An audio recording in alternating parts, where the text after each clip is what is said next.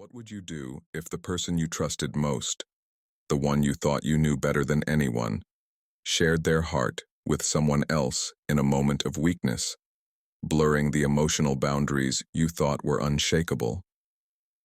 This is the story of Cynthia and Kevin, two people whose marriage was tested in ways neither of them could have anticipated. Trapped together in the remote Yukon wilderness, far from the world they once knew, they are forced to confront their darkest fears. As emotional boundaries blur and the fragility of trust is laid bare, they must decide, can love truly survive the greatest test of all? Cynthia and Kevin's marriage was built on adventure, trust, and an unshakable bond forged through shared experiences in the wild. For 6 years, their relationship thrived on moments of joy and mutual admiration. Cynthia, a skilled wilderness guide, spent months traversing the rugged Yukon terrain, her every step following a path she knew like the back of her hand. Kevin, a compassionate doctor, dedicated his time to the small but close-knit community of the Yukon, healing the sick and tending to emergencies that arose in the remote wilderness. Their work was their passion, but it also demanded sacrifice. Their time together was limited, and as their careers intensified, the distance between them grew, not just physically, but emotionally, similar to themes often explored in wife-cheating stories. In the early days of their marriage, their shared love for nature kept them grounded, even when the rest of the world seemed too demanding. But now, with each passing year, the spark between them dimmed. Cynthia's long, grueling expeditions kept her away for weeks, leaving Kevin alone in the sterile quiet of his hospital shifts. He could feel the pull of exhaustion weighing on him, and Cynthia, too, began to feel it. The space between them grew wider, their conversations shorter, their affection colder. Loneliness crept in, first as a faint whisper, then as a roaring silence. The connection they once shared faded, replaced by brief exchanges that held no warmth, and fleeting looks that no longer carried meaning. Though both recognized the growing gap, neither was willing to confront it, silently hoping the other would bridge the divide. But the void wasn't something either could ignore forever.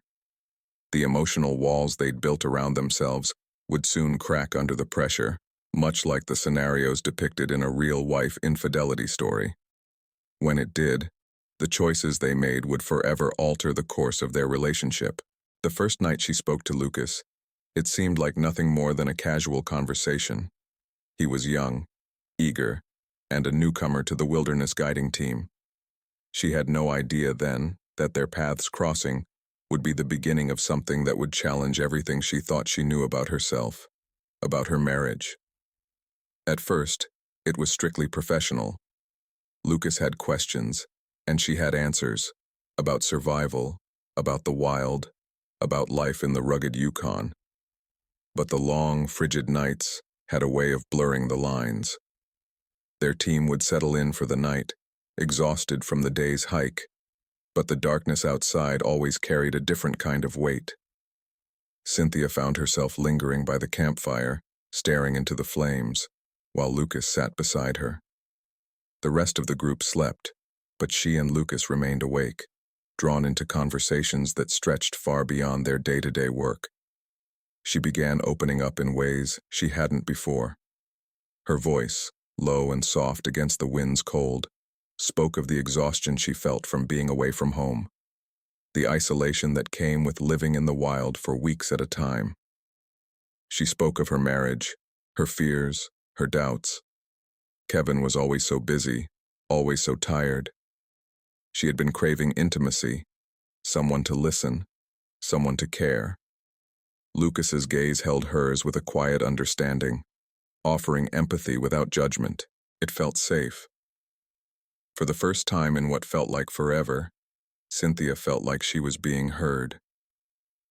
"You know," Lucas said one night as they sat by the fire, the flames flickering in his eyes, "I get it. I've never really had anyone listen to me like you do. It's like you're not just a guide to the wilderness, you're a guide to everything else too." Her heart fluttered. A strange, unfamiliar warmth spreading through her chest. She laughed lightly, but the lingering tension in her words betrayed the truth behind them. "I don't know if I'd say that," she said softly. "But I'm happy to be here. To talk." The words weren't meant to mean anything, but as the night grew darker and the fire flickered low, Cynthia couldn't shake the feeling that something had shifted between them, reminiscent of the unsettling dynamics often found in a real cheating story. Back home, Kevin felt an unsettling discomfort he couldn't shake. Initially, he dismissed it as insecurity, a feeling that often leads to the scenarios depicted in wife-cheating stories. Cynthia had her work, and Kevin had his patience. But over time, the subtle changes in her behavior became impossible to ignore. Cynthia, once open and warm, had grown distant. Their conversations, once natural and easy, became mechanical, like routine check-ins. Something was off, but Kevin couldn't quite place it. It wasn't until he noticed Cynthia's increasing focus on Lucas, a colleague she mentored, that his unease deepened. At first, it seemed innocent. Mentions of Lucas were casual, even enthusiastic, as she spoke about his progress. But soon, her references to him became more personal, more frequent. Kevin felt like an outsider in his own marriage, as if Lucas were becoming the center of Cynthia's world. Then came the texts. Kevin had always viewed Cynthia's phone as a practical tool, nothing to worry about. But now, it buzzed incessantly late into the night, its glow illuminating her face with a warmth that only deepened his unease. He'd see her smile at the screen, her fingers typing away, and his stomach would tighten. When he asked about it, Cynthia would casually reply, "Oh, just Lucas." But Kevin couldn't shake the feeling that something was changing between them. One evening, as Kevin prepared dinner, he saw Cynthia's phone light up on the counter. The message read, "You're the only one who truly understands me." The words hit him like a punch to the gut. Though not explicitly romantic, the intimacy in them was unmistakable. Something had shifted. Kevin knew it, and yet he found himself questioning his own thoughts. Was he overreacting? His mind raced, but he couldn't ignore the doubt gnawing at him any longer. Later that night, Kevin confronted Cynthia. His voice was calm, but filled with quiet intensity as he asked, "Can we talk about something? I've noticed you've been texting Lucas a lot, and tonight, I saw a message from him. You're the only one who truly understands me." Cynthia froze, caught off guard. "Kevin, it's not what you think," she said quickly. "Lucas is just a friend. He's been going through a rough time, and I've been there for him. That's all." Kevin pressed further, frustration creeping into his voice. "But why does he feel like you understand him more than anyone else? And why are you sharing so much with him instead of with me?" Cynthia hesitated, her defenses softening. "I didn't mean for it to seem like that," she admitted, her voice quieter. "It's just that you've been so busy lately. I didn't want to burden you with everything I've been feeling." Kevin's heart ached as he listened. "I'm your husband," he said, his voice tight. "If you're feeling lonely, I should be the one you turn to, not Lucas. It hurts to see you confide in him, to see you smile at his messages while we barely talk anymore." The weight of his words settled between them. Cynthia's guilt was palpable as she looked down. "I didn't mean to hurt you," she whispered. "I was just lonely, and Lucas was there." Kevin's mind whirled. He understood her loneliness, but the emotional intimacy she had shared with Lucas felt like a betrayal.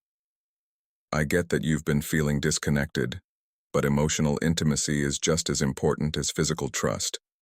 Right now, it feels like you've shared something with him that should have been ours." The confrontation left them both shaken. For the first time, they were forced to acknowledge the growing chasm between them. Cynthia realized that what she thought was harmless had caused real pain in their marriage. Kevin, though hurt, recognized that his own emotional distance had played a part. In the days that followed, the tension lingered, but they both knew something had to change. Cynthia promised to set boundaries with Lucas, while Kevin committed to being more present, understanding that their relationship needed nurturing. Though the path to rebuilding trust would be long and difficult, this painful conversation marked the beginning of their journey to rediscover their connection. Even in the face of hurt, love and commitment remained their guiding forces. Kevin couldn't sleep. The weight of the message lingered in his mind, haunting him like a shadow he couldn't escape. Finally, the tension exploded. He couldn't sit in silence anymore. He had to ask. That evening, they sat across from each other in their living room. The air between them felt charged, as if everything, the past few weeks, the months of distance, had all built up to this moment. Kevin's heart thudded in his chest, his breath shallow. He stared at Cynthia, searching for some sign of reassurance. But there was nothing. "I saw your message," he said, his voice cutting through the silence. Cynthia's eyes widened, her breath catching. Her hand instinctively reached for her phone, but then dropped to her lap. "What message?" she asked, her voice far too calm for Kevin's liking. "The one from Lucas." Kevin leaned in, his eyes burning with intensity. "You're the only one who truly understands me." Her face drained of color, her mouth opening and closing as if searching for the right words. "Kevin, it's not like that," she said quickly, but her voice wavered. "He's just a friend. He's been struggling, and I've been helping him. That's all." Kevin's frustration boiled over. Is that really all it is? Helping him? Or are you sharing something with him that you don't share with me? His voice cracked, and he hated how vulnerable he felt. "Why does he understand you more than I do?" Cynthia shifted, her gaze faltering. Her lips trembled. "I didn't mean for it to get like this," she whispered. "I was lonely. And Lucas, he was there. He listened. When you were always so tired and distant, he made me feel like I mattered again." Kevin's pulse raced, anger and hurt flooding through him. His hands clenched into fists, his voice shaking. "Do you realize what you've done? You've crossed a line. I'm your husband. I'm the one who should listen to you. Not him." Her eyes filled with tears. "I didn't want to hurt you," she said softly, "but I've been so alone." For the first time, Kevin saw her vulnerability, not as an excuse, but as a revelation. The realization hit him hard. They had both neglected their marriage, but Cynthia's emotional infidelity had pushed him into a corner where he had no choice but to confront everything they had failed to address. In the aftermath, the house felt suffocating. It wasn't just the silence. It was the weight of their unspoken words, their unresolved feelings. Kevin withdrew into his work, consumed by the chaos of the hospital, while Cynthia spent her days wandering the wilderness, seeking clarity she couldn't seem to find. The tension in their home was thick. Every time their eyes met, there was an unspoken question hanging between them. Can we fix this? But neither knew the answer. One evening, after days of silence, Cynthia stood by the window, gazing out at the wild horizon. The wind had picked up, howling through the trees. Kevin watched her from the doorway, unsure if she was even aware of his presence. He stepped forward, unsure of what to say. Finally, Cynthia turned to him, her eyes hollow. "I didn't mean for it to go this far," she whispered. "But I lost myself, Kevin. In the wilderness, in Lucas, in all the things I didn't want to face." Kevin's heart clenched. He had heard her, but the words felt like a hollow promise. "I don't know if we can come back from this." Her face crumpled, tears finally escaping. "I don't know either, but I'm willing to try, if you are." The silence between them deepened, stretching on, full of uncertainty. Could they rebuild what had been broken? Or would they both continue to drift apart, lost in the wilderness of their own making? After a week of emotional distance, Cynthia and Kevin agreed to seek counseling. Through therapy, Cynthia admitted that while she hadn't intended to hurt Kevin, her reliance on Lucas had crossed a boundary. She promised to set clear limits in her interactions with Lucas, ensuring their relationship would remain professional. Kevin, too, realized his own role in the growing gap between them. His long hours at the hospital, though well-meaning, had left Cynthia feeling neglected. He committed to being more present in their marriage, carving out time to rebuild their connection.